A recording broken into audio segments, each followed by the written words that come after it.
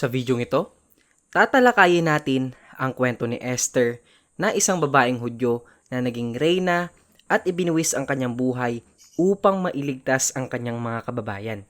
Kung interesado ka sa ganitong klaseng usapin, ay huwag kalimutan mag-like, mag-subscribe, at i-click ang notification bell para updated ka sa ganitong klaseng usapin. Sa panahon ni Haring Xerxes ng Persia, nasakop ang 127 lalawigan mula India hanggang Ethiopia. Nagdao siya ng isang malaking piging na tumagal ng 180 araw upang ipagmalaki ang yaman ng kanyang kaharian. Sumunod dito ay 7 araw na piging para sa lahat ng taga-Susa, kung saan nagdaos din si Reyna Vashti ng sariling piging para sa kababaihan. Isang araw, sa kasagsagan ng pagdiriwang, ipinatawag ni Haring Xerxes si Reyna Vashti upang ipakita ang kanyang kagandahan sa mga bisita. Ngunit tumanggi ito.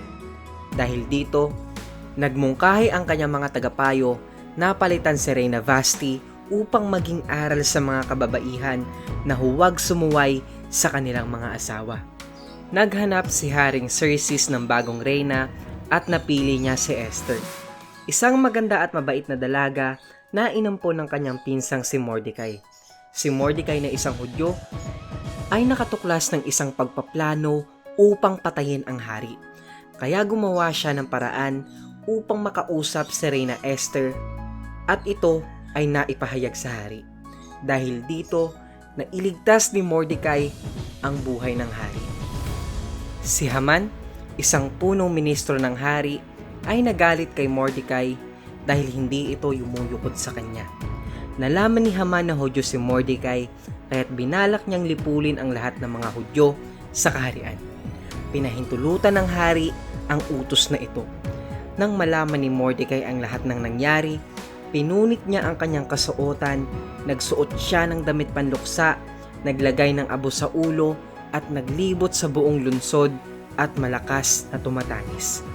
Nang malaman ni Esther na lilipunin ang kanyang kababayan kasama ang kanyang tiyuhin na si Mordecai, nag-ayuno si Esther kasama ng mga Hudyo at humarap sa hari kahit na ito'y mahigpit na ipinagbabawal ng hindi pinapatawag. Ipinahayag niya ang kanyang kahilingan na iligtas ang kanyang bayan mula sa kapahamakan.